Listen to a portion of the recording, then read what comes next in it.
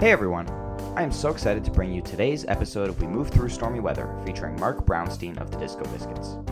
We're going to talk about our favorite versions of Down with Disease and go really in depth on how the Biscuits approach improvisation. Stay tuned for that. Before we dive in, I want to take a minute to tell you about Versio Wellness. The Versio functional mushrooms are here to help right now, whether you are gearing up for a show, going to sleep afterwards, or recovering and restoring the day after. Using varieties like lion's mane, chaga, reishi, and more, the Versio concentrates the health benefits from these potent fruiting bodies into a supplement with a variety of applications. I take their lion's mane focus blend every morning and really enjoy the boost it gives me throughout the day. Order your Versio now with code STORMSOUND15, which gives you 15% off your order and ships anywhere in the US or Canada. Welcome back to We Move Through Stormy Weather, a Fish podcast by Storm Sound and Osiris Media. My name is Ryan Storm, and today I'm joined by Marc Brownstein. Marc is a founding member and bassist for the Disco Biscuits, Star Kitchen, and Electron. He is also the co-founder of HeadCount, a pre-eminent voter registration organization in the music world, and Lively, a platform that connects artists and their fans with direct engagement. He lives in Philadelphia with his wife and 3 kids. Hi, Brownie, how are you? Great, Ryan. How's it going? It's a pleasure to finally meet you. It is a pleasure to finally meet you on the podcast as well. A little bit of background.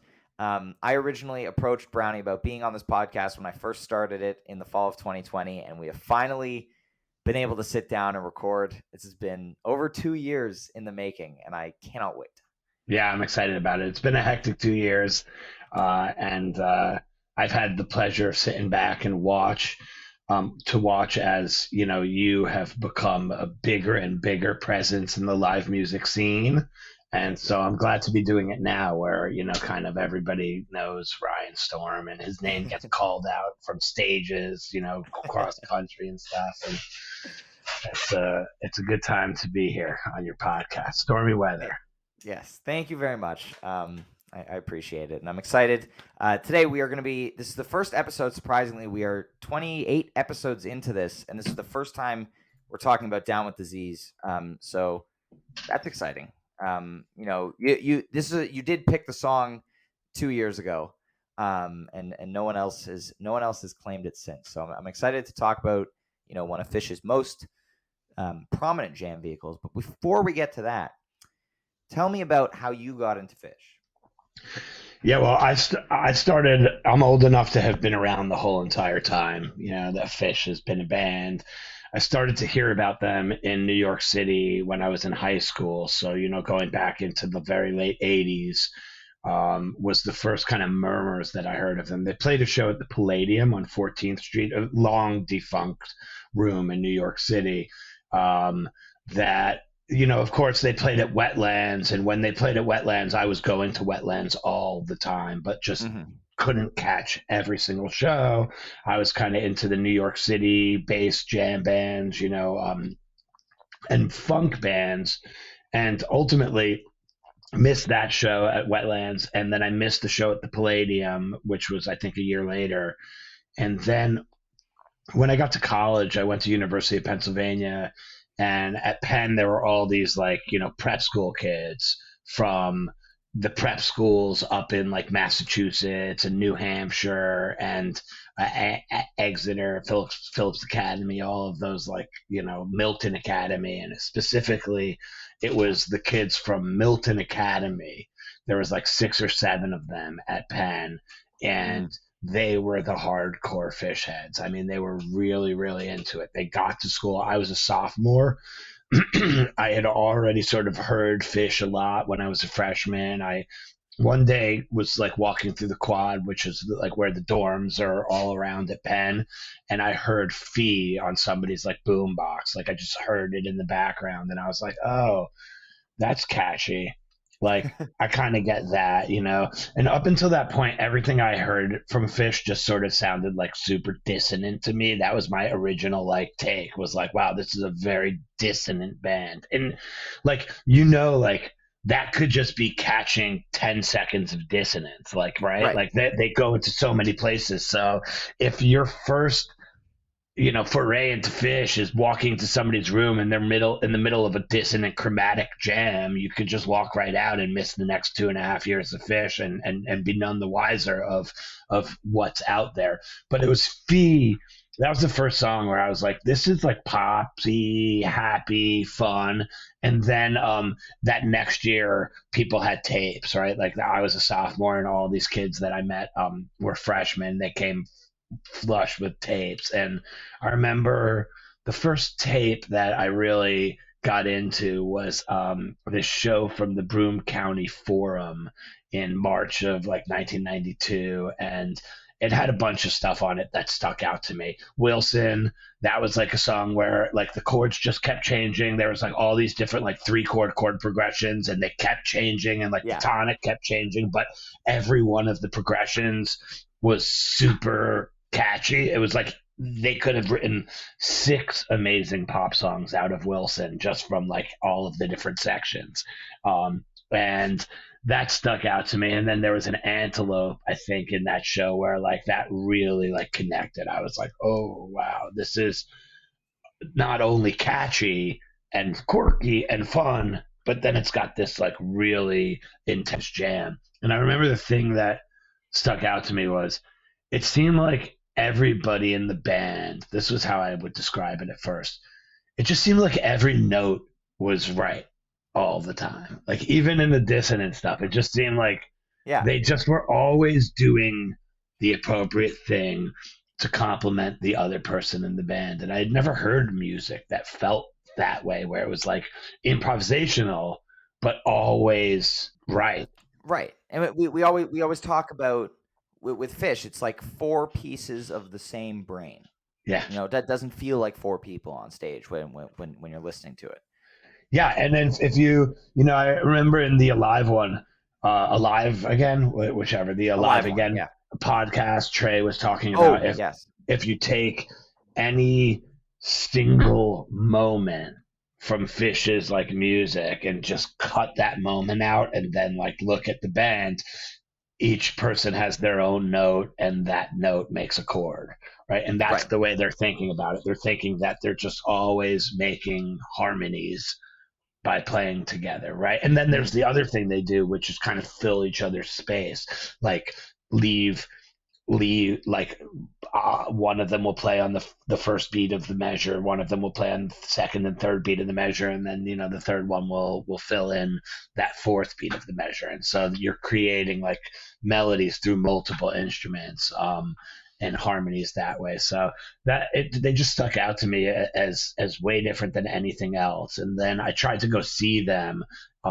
at the Keswick Theater, which was the Wednesday of Thanksgiving of my sophomore year of college. And I was also in the process of telling my parents that I was leaving school at that time. I was going to drop out of school and go to music school. That was kind of where my head was at.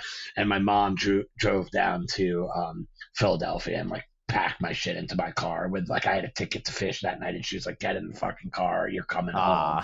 And so I didn't get to see that. And so my first shows were February 5th and February 6th at the Roseland, 1993. That was like the following February. All of my friends from Penn drove up to New York, where I was now in music school at the New School Jazz program, which was on 12th Street and 6th Avenue across the street from my apartment building where I lived. And so everybody came in, and we all crammed into my dad's apartment for those 2 nights and partied and went up to Roseland. And that was my first experience. And like the rest is history, right? Like if you get into Fish and you catch some good shows, and it's like it always ends with the rest is history. Yeah, it's a real rabbit hole type moment. That's an awesome an awesome story. And so how many shows have you seen now? I couldn't possibly tell you, but I mean it's got to be. I don't know if I went back and it's over 100 and under 200. I see significantly less shows than I would like to see because I have my own band, and for multiple reasons. One is it's hard as you get older and you have kids, and just like finding time to do things, and like going away to see music when I'm already going away to my job all the time. Right. It's a hard sell when you have a family to be like, all right, just got home, now I'm going to see Fish. So I've had to Yeah. sort of just it, grow to have sort of radical acceptance about like my situation, which is, if I'm gonna go, it's a special occasion. Maybe like go to Mexico and see them for a couple of days at Riviera Maya. Like that's one that I would, love to go to every chance that I get. I've done two of them. Sometimes usually I catch the Halloween show if we're playing out in Vegas, because we do the Right. first 3 nights and then we take off that fourth night. Never get to see any of the New Year's shows because we have New Year's shows going on, So it's a random, like, that I get to see them at the Man one night in the summer, and if it wasn't like that, I would probably be doing more like, 5 to 15 shows a year. It's just Right. like where my head would be at. Yeah, and it's if they're playing in Philly and you're not on tour with the Biscuits or someone else, then it works out. But yeah. Yeah, I'll go. I mean, I saw 4 of the Baker's Dozen shows, right? Like Right. that. It just so happened I was in New York, at my beach place for those 2 weeks, and as many as I can get to, I go to, Right. and that's always my Makes sense. policy. If I can get there without offending anybody, I'm going. You're there. Yeah. Yeah. Awesome. So what is it about Down with Disease that made you want to pick it? Obviously, besides the fact that it's a great song and has awesome jams, but that was one, when I think pretty much every song was still available, hadn't been talked about yet when you picked this 2 years ago. So what was it about I'm older than everybody probably, right? So it's like, I'm like thinking about like how my head's still back in like 1994. When Hoist came out, I did not like Down with Disease. I didn't. My first reaction to it was that You it was weren't like, alone in that. yeah, it was like cheesy. That's how we all took it. We were like, this is cheesy. Stop, stop, stop, stop, stop, stop, stop. That whole bit right there felt cheesy. And then I don't know the moment that it stopped feeling cheesy and started feeling epic, but probably the first time I saw it live, right? And the first series of Down with Diseases, there wasn't really a jam. They're all like 6 minutes, 7 8 minutes, minutes, yeah. 7 minutes, right? It's a jam, but it's type 1. It stays in A, right, through the whole course of the jam. That kind of sticks with the 1 and the 7 and the 4 chords. And then they kind of hit the melody and sing the chorus. I almost chose a Down with Disease to talk about with you that stayed type 1 because I like that. I really like kind of just playing over the changes for them, hitting the peak, like really hitting a tried and true Fish peak, and then coming out and singing and the song's over.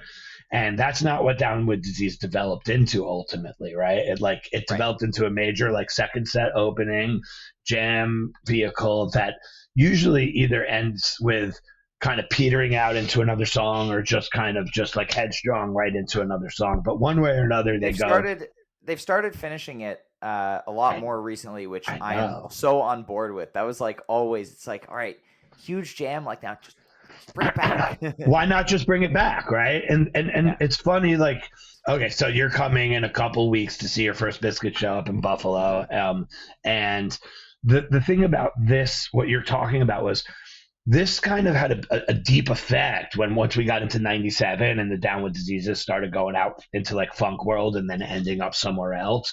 That deeply affected how the Biscuits jam, at least in terms of like set list construction.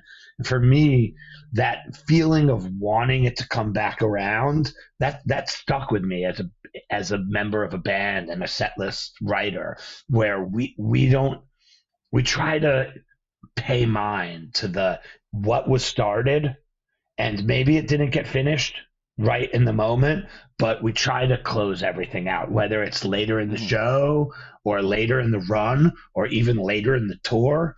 We try to keep an even keel between the things that start, the things that finish, we like to have there be like kind of a nice bow on all of our jams, right? Right. And there's been so many of those where it's like, we were talking about a Bowie from the Spectrum when I was talking on Tom Marshall's podcast. We were talking about the Bowie from the Spectrum on 12, whatever it was, 12/2/97, and how it ends in a Maki Super Policeman. And I very, very distinctly remember the feeling at that show of, I just kind of wanted to hear the end of Bowie. Right. It's a gut punch. It's like 12/30/97. They played this huge long hood, and instead of finishing it, they went into My Soul. You just are looking for the payoff. You want the payoff. You had this huge jam. Like, now let's bring it back around. Give us that big ending that we're looking for. And, Disease, I think that ending is not as easy to bring back in than something like Bowie or Hood. Like Bowie or Hood, the ending, you can kind of start out kind of mellow. Like Trey can very easily just bring back in the chord progression. Disease, I feel like you have to like smash into the ending at like full speed, which I feel like is harder to get to out of a big jam. You've got to be an A, right? Yeah. And they're not. That's the problem, is they're never an A when you get to the 20-minute mark. Yeah. They're in D, they're in G, they're always somewhere else, right? And so you either have to kind of push it back up into A and then kind of, push it into that realm of like, I don't know, what is it, A minor or A Mixolydian or whatever it is. It's like, having that. It's more about the 7 chord and the 4 chord, right? Than Yes. It is even about the 1 chord. It's about the way that the 7 chord and the 4 chord frame out the tonic. But look, it's Fish. First of all, 2 things. Far be it from me to criticize Fish ever, right? You know what I mean? It's like they know what they're doing. Right? They know, like, I can't, like, I'm not going to sit back here, in my chair and say Fish should do this or Fish should do that. But as a fan, I do think it's fair to have opinions, and I do think, like, we obviously, the Biscuits have a ton of fans that have very strong opinions about what we do and when we do it and how we do it. Such is the nature of the community. I got to a point very early on, like, like right around the turn of the century, where I let go of any of these feelings of like wishing that Fish would do what I wanted them to do, because you can't be like, there's the expectations that you put onto the moment can affect your time, right? And right. I want to just go in with no expectation, allow Fish to dictate what the creative process is, and just kind of live in it and enjoy it no matter what it is. So I got there very early on in my Fish fandom. Like, it's like 5 to 7 years in.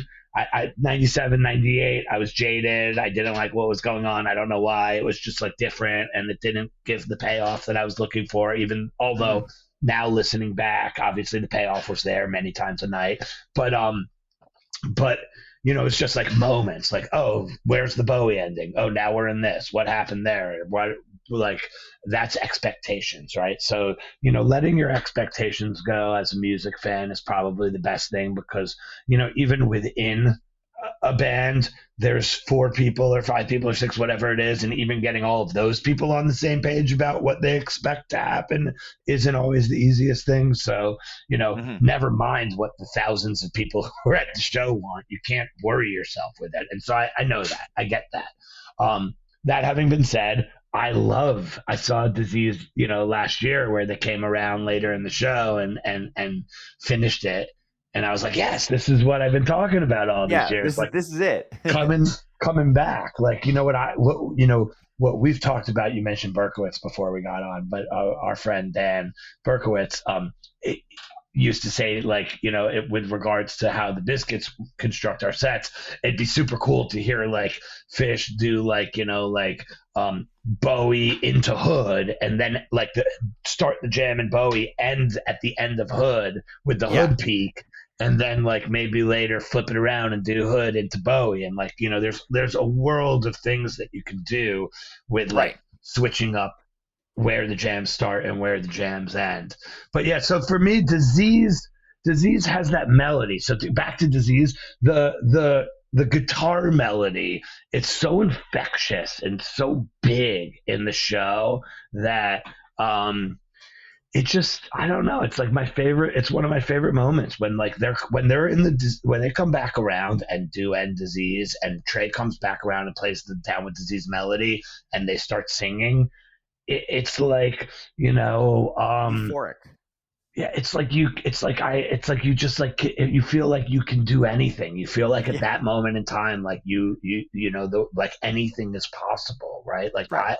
like it makes me feel like I can accomplish anything in the world, right? It's just it's beautiful. So I don't know, like I don't have my like finger on the pulse of like what current Fish fans like hold in high regard.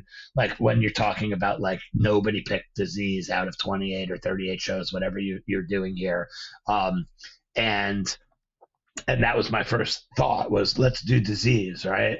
I don't know, like I really don't know what people like or what it is. To me, I just have a very personal relationship with the song, right? And it launches these just fantastic monster jams, two of which. And speaking of fantastic monster jams, we have two of them here today. Yeah. You picked SPAC 95, and I picked 12:30:17, both of which are fantastic and very, very different jams. Very different. They're both like, SPAC 95 is 25 minutes, 12:30:17 is 28 minutes.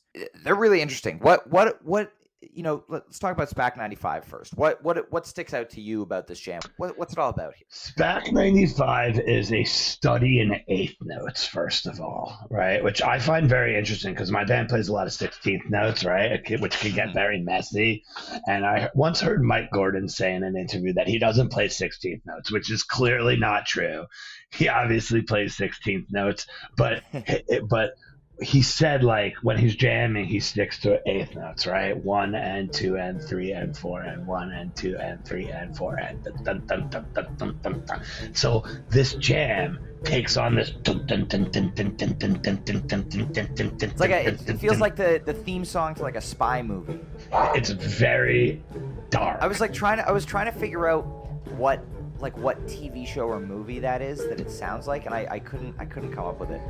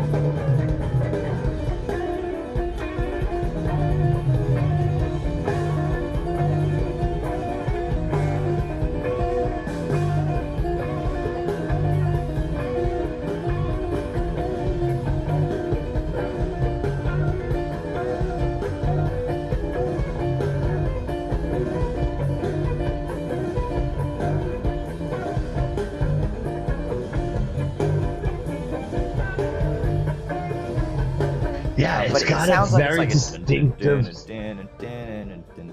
Yeah. Oh yeah, I know what you're talking about. That's like Spy Yeah. versus Spy. That's what it is. Okay. Yeah. You know? Right. Exactly.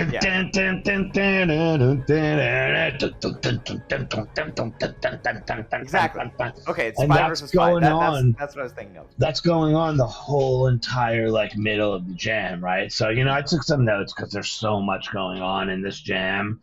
But it starts off in A, right? And it goes it gets kind of minor, but like in classic Fish fashion, there's like a point where I would say probably maybe nobody's even playing a third, because like as I'm messing around on the piano and listening to like what notes are in there, like it's like A minor, but it's like also there's like A major. They both kind of work at times. It kind of floats between A minor and A major, kind of a Mixolydian or like a Dorian feel, right? So that C or C sharp kind of works, but it's not even about that note. It's more about the A, the G, and the F sharp, right? The E. But then as it gets a little bit more, it gets into like the 12-minute mark, and it starts to take on that Spy versus Spy feel, right? And then there's this point. This is what used to happen in Fish back in the day all the time. It's very hard to tell what key they're in. Yeah, because it's just this jam from that point on, like 12-minute mark on, like it just starts getting so dissonant, and they're just like, it's like around the 20-minute mark, there's like a brief 15-second period where Fishman starts doing this like crazy jazzy fill stuff, and it feels like a Dark Star for like 15 seconds.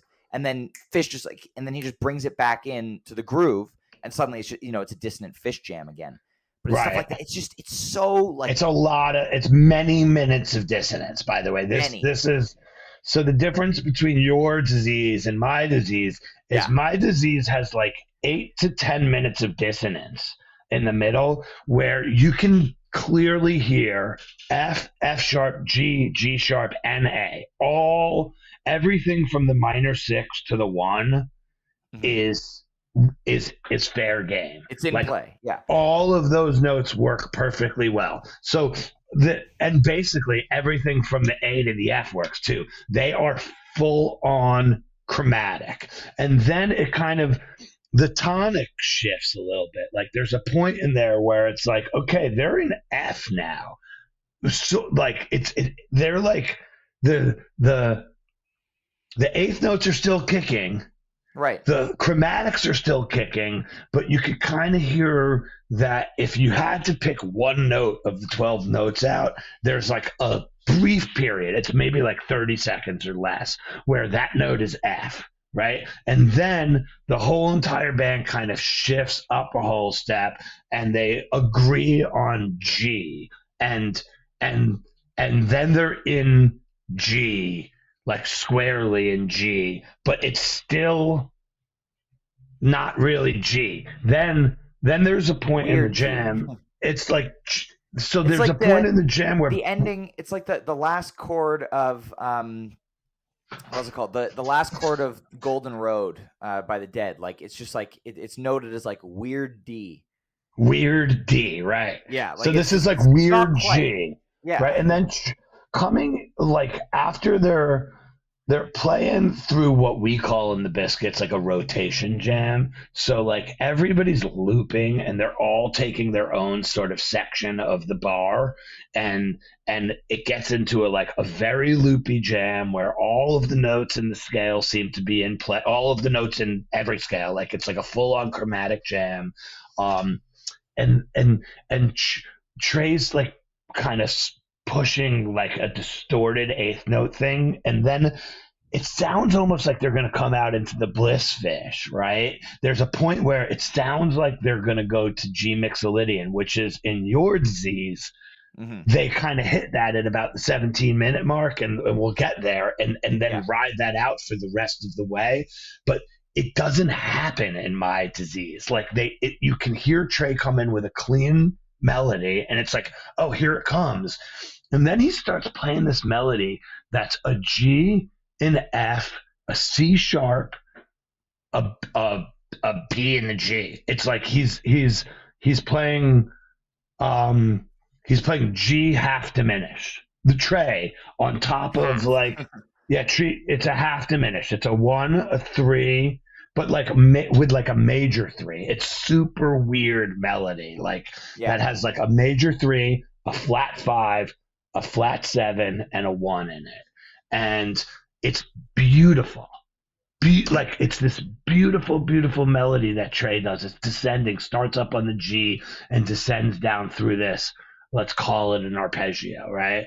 And but it's I mean, I guess it's almost like it's not augment. It's like an augmented fourth chord or something, right? It's like a major G with an augmented fourth, or a G mixolydian augmented fourth probably is what it is if you wanted to like put it into like a chordal box, right? It's like the 1, the 3, the flat 5, which is really a raised fourth in this situation, and then the flat 7.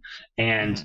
it's super beautiful, but then it doesn't really ever resolve. And then ultimately, what happens at the end of my disease, which I found to be really interesting, is they punch back up to A, right? And then they're playing straight up as like clear as it gets, just A minor, like A, G, A, and like they're like dun dun dun dun dun Yeah. dun dun dun dun Yeah. dun dun dun, right? They're hitting that Like a C. stop start almost kind of thing. Yeah, Yeah. well, yeah, right. They're like they're like in unison. Mike and Yeah. Trey go into unison and they Well, start. and Trey's like Trey Page to me in this jam. Also, there's a lot of parts where talking about the dissonance. He's playing a lot of piano that reminds me of the Jin intro, where it feels like he's kind of hitting, random shit on the piano, but it's in a very coherent way. Like Yeah, it fits so well within, and it's cool hearing the way he uses the clav for a good chunk of this jam as well, because it's, this is summer 95, right? Like the clav is not what it's going to be in 97. right, And when he's playing the clav, the band is not in a funk groove like 97 right. onwards. So it sounds so different in this context. It's like it's a weird non-funk vibe, Yeah, which is and really interesting. it's amazing to me how they don't kind of bite on when you hear that clav come in and the whole band doesn't immediately bite into funk world, because Right. once you hit 97, it's almost like they can't help it. It's almost like it's like It an just happens. automatic Yeah. response to the instrument. And actually, I don't know how you feel about this, but to me, the long jam, the type 2 jam of the night, and in the second set they usually have like 1 in the first set, maybe 2 or 3 in the second set, right? The longest one tends to move through a bunch of like vignettes, like 4 to 5 minute sections Yeah. that are almost the whole thing seems framed by which keyboard Page is on. There's the part where he's on the piano, and then like maybe, and you probably know better than me, like what kind of order he moves through, but then he'll go to the clav, and that will make it into like the funk, right? And then he'll Right. be on the roads, and that kind of makes it into the dreamy section, and then it'll come back around to the piano and the organ, and that's where they get into their bliss slash peak, right? Yes. And it Which almost is seems that's like, a great way of looking at it too, because that's pretty much what happens in the 12-30-17 disease. He starts off on piano, goes to the Rhodes and synths for a while. synths, Then right? there's a clav portion, Right, and then an organ portion, then a piano portion to finish it right. off. Like, so yeah. I feel like more than anybody else in the band, Page has the power to dictate the direction of where the jam is going Yeah. in the last 15 years of Fish, because Yes. they respond so strongly to what instrument he's on that it shapes the next 5 minutes of the jam. And it's almost like Page is going to decide where we're going right now, and we're on for the ride. But almost in a formulaic way, like where it's like almost like if he goes to the clav, you know what is about to happen in Hmm. Fish, where in 95, it didn't have that effect. He was moving through keyboards, but it wasn't pushing the band as far into that style. Like the Right. band was like not reacting as much in terms of like, okay, now we're going to shift everything. It was just like, okay, now Page is on clav, and the it's still going. The dissonance Right. is still going. The chromatics are still going. They didn't hear an organ and immediately go to Mixolydian. Right. So what's interesting about the 12:30:17 one too, I feel like it doesn't follow that switch to funk when Page hits to clav. Like he goes onto clav at like the just before the 17-minute mark, and it feels like they're heading in this like dark and spacey direction around there. Yeah, And he just kind of, instead of going to like a funky groove, they keep leaning into that. And like Mike's got this like I think it's like a flanger on the bass at this point. Again, I know the keyboards better. You would know the bass right.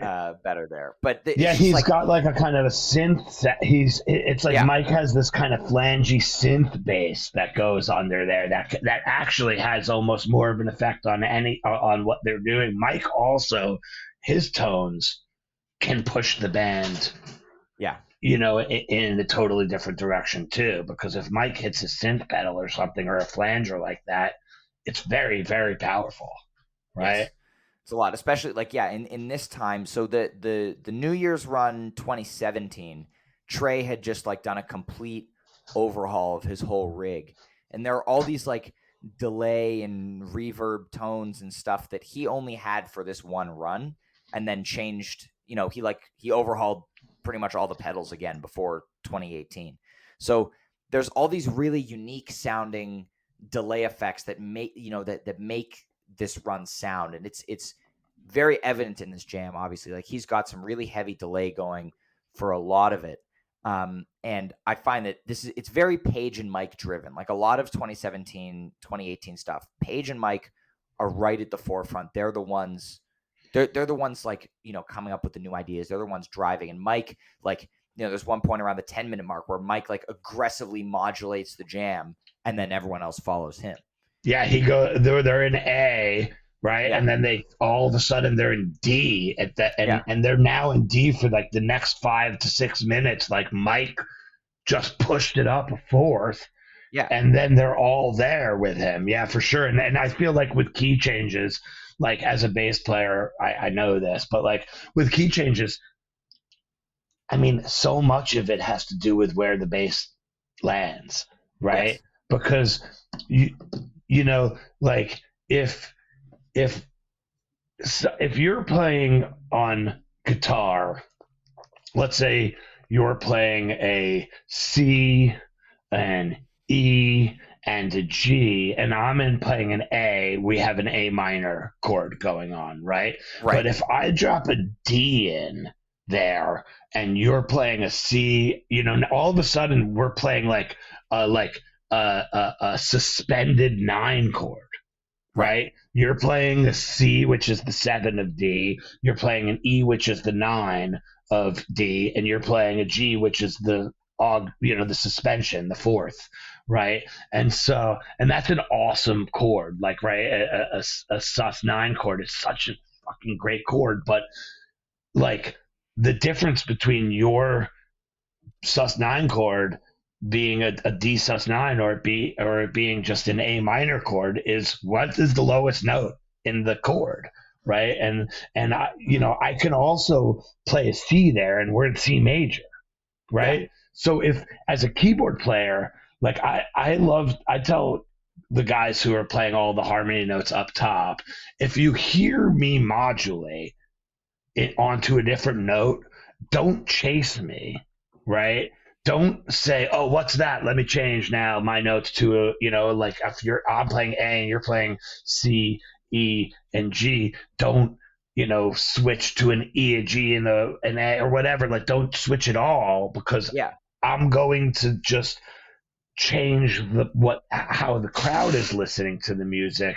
And if you do nothing, it's like a mirage. It's like a magic trick, right? Like if the Hmm. bass changes its note and the the keyboard players and the guitarists don't change their notes, it's still going to sound like your notes changed, right? And there's a certain beauty and magic to the crowd hearing your notes differently depending upon what bass note is there. And to me, that's like one of the most beautiful things about improvisational music is how a C as a third sounds different than a C as a one or as a C as a seven, right? But it's Hmm. still a C. But like the crowd hears 3, 1, 7. That C, like they hear that C like it's changing, right? Hmm. And it's like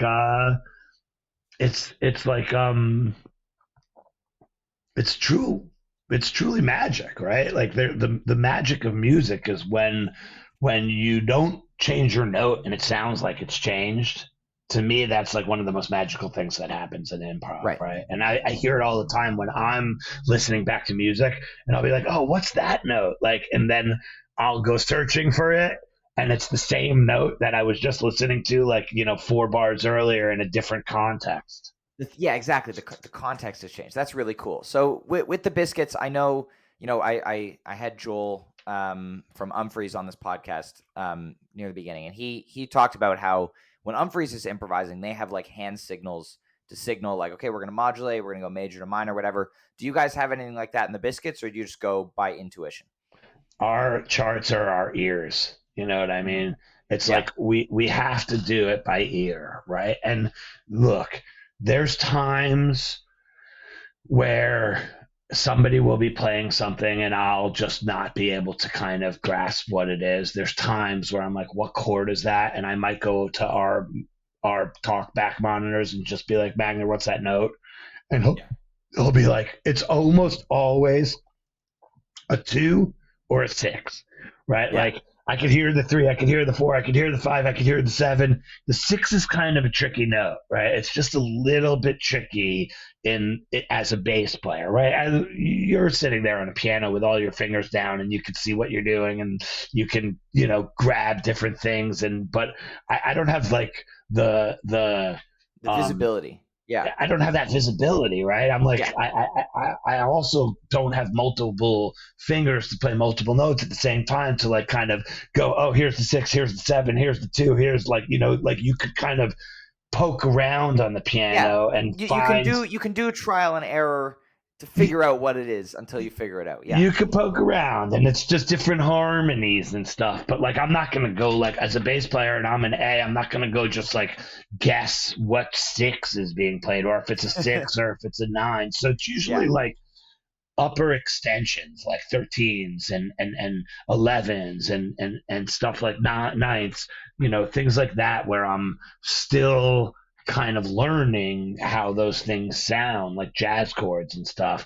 But yeah, no, mostly we do it by ear. Now we also know the signals. Like everybody uses the same signals. They're all from the New Deal, the band The New Deal. They like Mhm. invented the A B C D E F G. Those are the signals, and then sharp or flat. And like I know Humphreys, they do like a smile if they're in major or a frown if they're in minor, kind of a thing. We Mhm. we do like a if we're playing in major and Magner goes minor and he hears that I didn't catch it, he'll just like do a signal where he points his finger like horizontally to the ground, and that means minor. So we've played with Humphreys a lot. We've used the hand signals. Yeah. We've played with the New Deal a lot, and we've used the hand signals. Um, I don't I don't have anything against that system, but I think like I know like with bands like The Dead and Fish, it's all happening by ear. Right. Nobody is You're ever doing it kind of organically. it has to be that way. And if you Yeah. can't catch it, it doesn't matter. You know why? Because every You group just of keep going. notes is a harmony. Yeah. any group of notes that go together creates some kind of harmony, whether it's the intended harmony Or or not. or not. It's Yeah. still kind of being heard as what it is by people, and to me that's good enough. Like, it's good enough sometimes to not know what's going on. I did a show a while back, like 15 years ago, with Joe Russo. He was the drummer of Electron back in the day, and I said to him at set break, I said, hey man, there's times in your beats where I don't know where the one is. And like, I'm like, just like, feel lost rhythmically, and I want to like know where I'm supposed to come back around on the one. And he said, if you don't know where the one is, that's because there is none. And I was like, Oh. and he's like, it's okay for there to be no one as well. We're like moving around, and don't worry, I'll let you know when the one comes back. You'll know it's coming, That's and awesome. you'll be able to hit it. And it kind of, that comment changed the way that I thought about improv jamming with regard to, like, measures and bars. There doesn't need to be a one. There doesn't need to be a tonic. We heard it in this in this Downward Disease from 1995. Yeah. There's a clear section for at least over a minute where not one of the notes on the piano sounds like it resolves what the guys in the band are doing, right? Yeah. They're just hanging. They're hanging in tension, and that's this jam is so good at capturing what they were doing in summer '95, because that's when they're like, they're coming off of the experimental fall '94. They're trying to push, they haven't found the fall '95, jam yet, and they're doing these like long explorations where it's like, okay, like, what are we gonna do? And they're throwing things at the wall to see what sticks. And one of those things is like, okay, we're all gonna play a bunch of notes and it's going to sound like an angry cloud of music, but it's really cool because while like anyone and any band can go and sit down and, they can all play random notes and it'll sound like an angry cloud of music, but it's hard to do that in a way that it still sounds cohesive.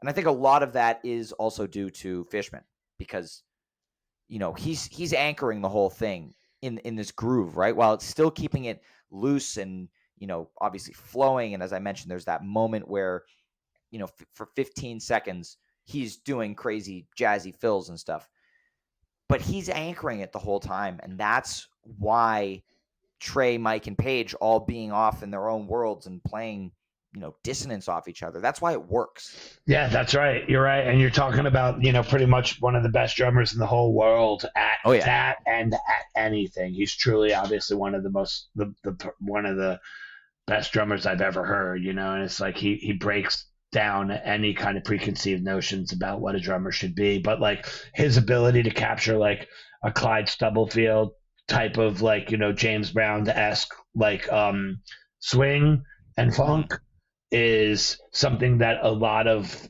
drummers from our modern era can't do with the kind of grace and efficiency that he does it with. But I spoke to him one time.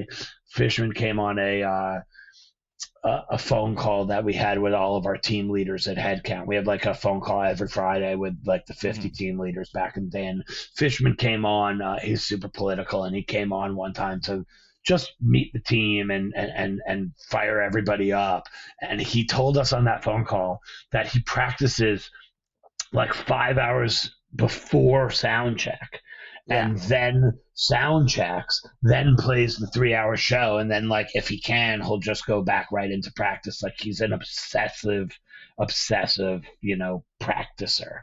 That's his thing. And you can hear it in his playing. It's fantastic. You know what? One thing I want to touch on is like how Fish ends jams, like how they normally ended jams back in like 93, 94, what they did in 95, and then kind of what they did in 2017, because it's so different in all of these cases, right? Back when I was seeing Fish in 92, 93, 93, 94, 95, you could pretty much bet on reliably that if they were in that space where they were just sitting in attention, that it was going to all resolve to one big note from Trey.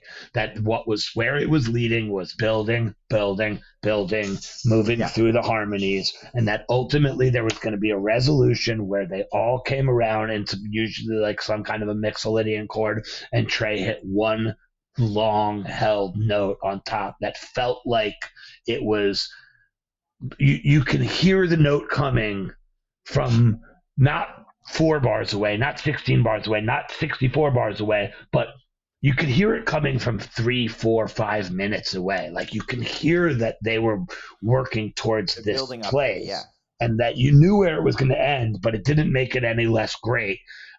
It was the ability to telegraph one note from hundreds of bars away that was really like the defining characteristic of their jams that brought in a whole generation of people my age, that kind of magical ability to telegraph one note. So, but in my Downward Disease that I picked in summer 95, you could hear the note coming, but they never hit it. Like they were in G. Trey decides. So when I was listening to this earlier, you know, I've only listened to this disease a handful of times. Like I'm not the hugest fan of this era of jamming. Like there are many other eras of Phish that I prefer and I would rather listen to. But you know, it was nice to go back to listen to this because I hadn't listened to Summer 95 in a little while. But it's interesting, like, you know, 23 and a half minutes, Page hits the synth and starts doing some like cool stuff. And instead of exploring it more, Trey just like just modulates it up to D and just into free. Like, you know, he makes the call there and goes in. Now, I think at this point they still had written set lists on stage. Right. I think that like they stopped using them sometime around 97, I think. But it's interesting hearing how, you know, they're taking all this time to explore every inch of this dissonant space, and then Page comes up with this really interesting new thing on the synth, and Trey says no and just, you know, hops into free. Yeah, that's exactly right. And like starts actually like forcing the free chord in, you know, several kind of minutes before they hit it. It kind of just like sets it up and you can hear that that's what's coming. Yeah, I find it really interesting that first of all, they moved to a lot of places, right? They were like in A, they were in F, they were in G, they were back in A, and then they're all of a sudden up in D. I love how many modulations are going on here. To me, like that's a mark of a really interesting jam, is the band is moving through a lot of different harmonies and everybody is kind of catching on to them and hitting them, responding and falling in together over these sections. But you know, there's also that feeling of there was a great opportunity when they got into A to come around and hit the end of the song. Like they could have, like they were like right there, and like they very easily could have taken it from 22 minutes or 20 minutes, you know, built up into the 4 and 7 chord, you know, played the melody and come out and sang. And then they didn't do it. They kept exploring. Trey pushed them into a new key, you know, and they kept moving around. And, you know, again, it's like the expectations of what I probably was expecting was going to happen in that moment, you know, versus what ended up happening. And then, you know, they kind of hit free at like extremely slow tempo at the beginning of free for like where they were. And I didn't even get into the free. I listened like into like about 30 seconds into the free and stopped, and then started to go back and try to dissect what was going on in this disease jam. But then in your disease, they end up in like stop starts. Mm-hmm. Yeah, they do the woos. Yeah, the woos. Which is interesting because, you know, they in the 12/30/17 disease, they hit this massive, long, drawn out peak. You know, like they do this, that segment we were talking about earlier about that like dark spacey stuff, and they emerge from it, you know, like 18-ish minutes ish. But they go and they're just building and building and building, and then, you know, Trey just, you know, goes crazy. And it's interesting to me hearing, because in this show especially, I know listening to stuff like the mics and the Weekapog in this show, they're playing very slow, which happens nowadays, happened in 2017. Like they can't play at 95 speeds anymore. But then at the end of this jam, they're going at like breakneck speed through this peak, which is really interesting and funny to hear. Like they're able to pull this off with the improv, but they're taking their songs like Mike's and Weekapog, they're taking those jams at a much slower pace.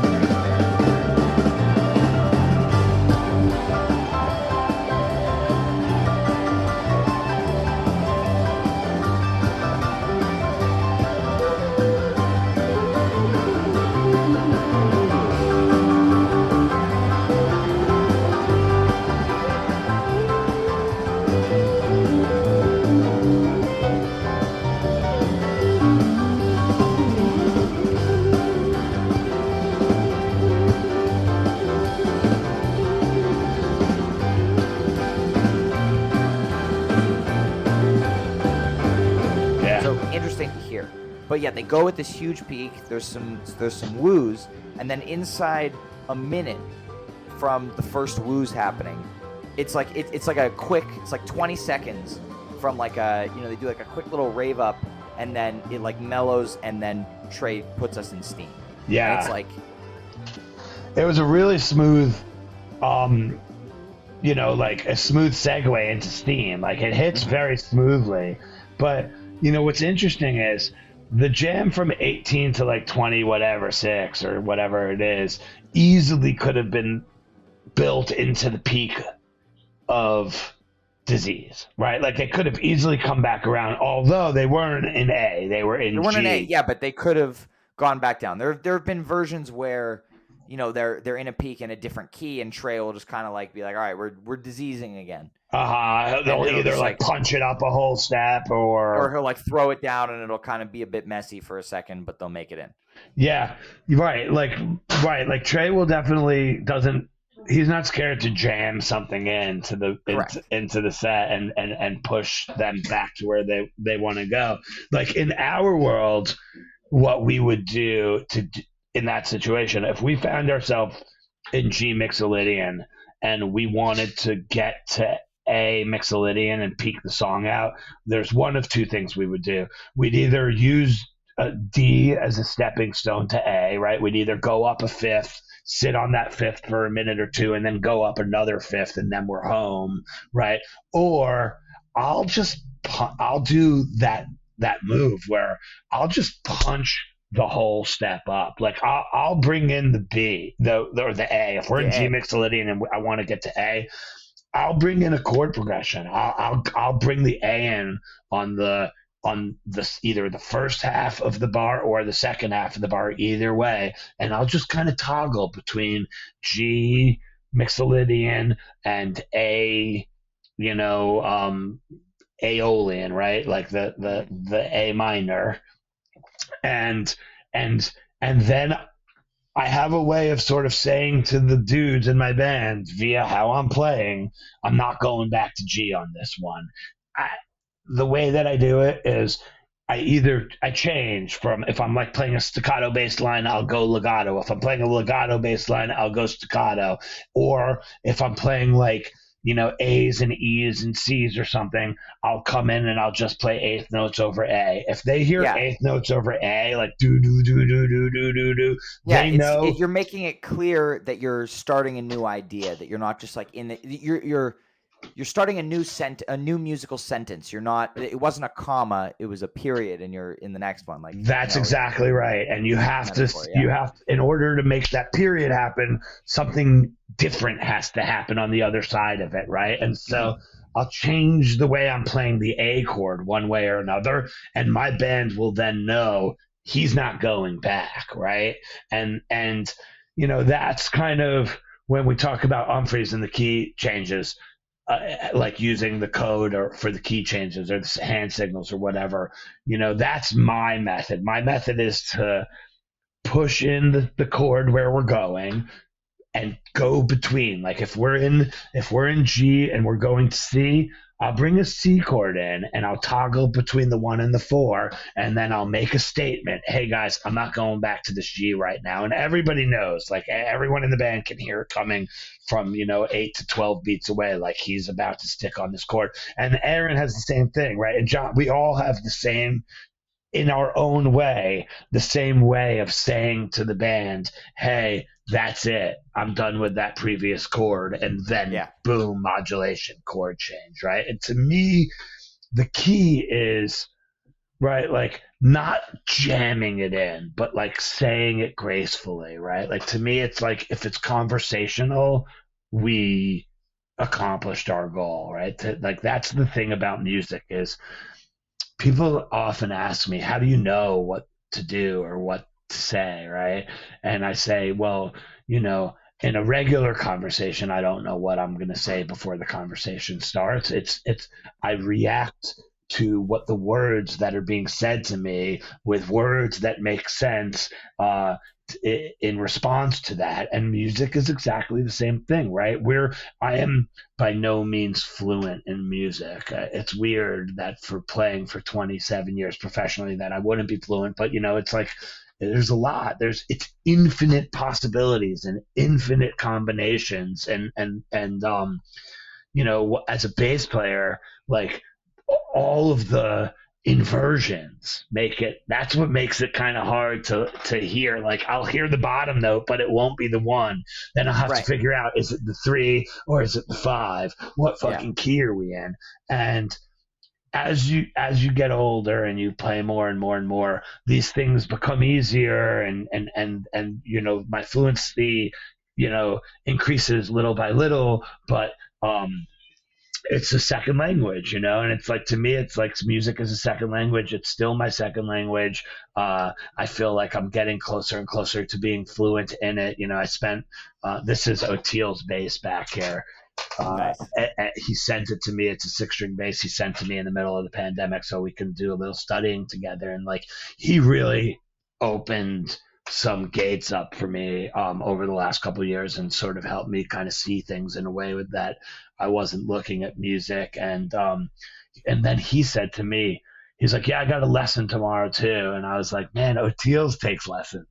Like, Oteil's takes lessons. Right. And that's the thing about music. There's always something new to learn, no matter who you are, no matter how long you've been playing. I'm listening to Herbie Hancock's book on tape right now, and he talks about that same thing. Like, even as Herbie Hancock, he's still learning new things about music in his 50s, 60s, 70s. So, it's just, the possibilities are endless with music. And, I did something tonight that I've never done before, which is you're going to probably think, wow, how has this guy never done this before? But I picked my bass up and played over Down with Disease and played along with Fish. I've never played my bass along with Fish before. I listened to Fish as a listener. It's a separate thing, right? Yeah. I know I'm a fan, and I know like music well enough to like be able to hear like, ones and sevens and fours and threes. Like I know the chord progressions. Like I know the chord. I didn't even know what key Down with Disease was in until I picked it up today. But like I know the chord progressions of the song. I know like how it all goes. I just needed a first note. Once I knew the first note, I was able to play through the song with the band.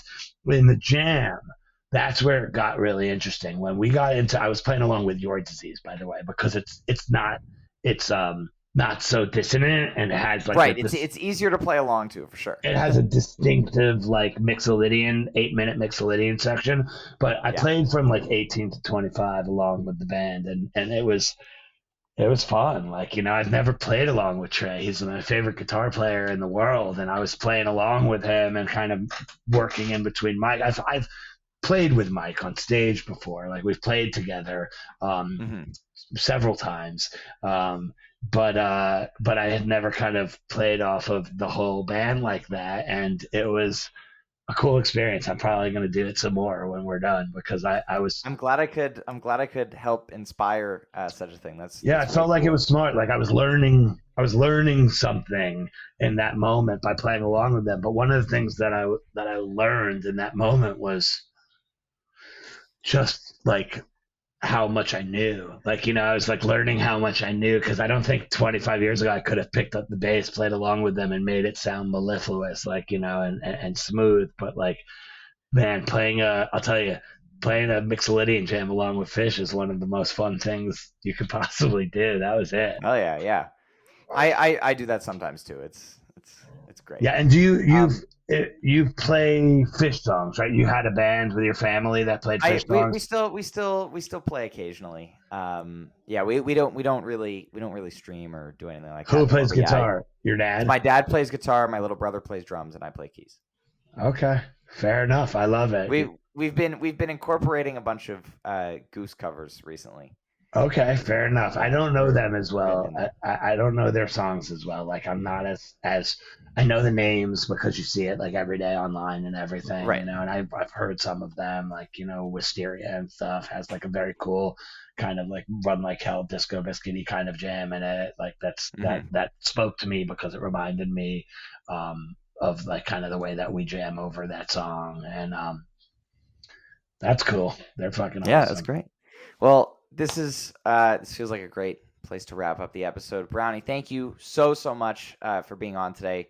Really, really excited that we were able to make this work finally. Really excited that it's just a couple of weeks before my first Biscuits show. I'm very much looking forward to that in Buffalo. And Karina Reichman opening is like an insane bonus also that I was very happy about, because I've been dying to see her live too. So yeah, she texted me a couple of days before we announced it and was like, "Hey, I see that you guys have a couple of shows that don't have openers on," and I was like, "You don't?" Okay. I just turned around and called and was like, "Book Karina on these 4 shows." I mean, she, nice. And then I texted her. I was like, "All you need to do is ask." I love Karina as a bass player. She's an incredible person. She's coming to Iceland with us later in the year as well. So. Yeah, well, great. I'm looking forward to seeing you out there in Buffalo, and stay in touch. Thanks for having me on. Absolutely. Thank you so much, Brownie. And thank you, everybody, so much for listening to this episode of We Move Through Stormy Weather. A reminder to any Goose fans that at the time of this release, the Goose Jam of the Year 2022 bracket will be out and ready for your digestion or consumption or listening. However you want to call it, there will be a very long, Always Almost There episode about that. But go check that out if you're interested. I'm calling Mudhaven. I'm calling Mudhaven on that. There are some high rank ones. All right, cool. Well, thank you everybody for listening to this episode. Hope you have a fantastic day. I will see you next time.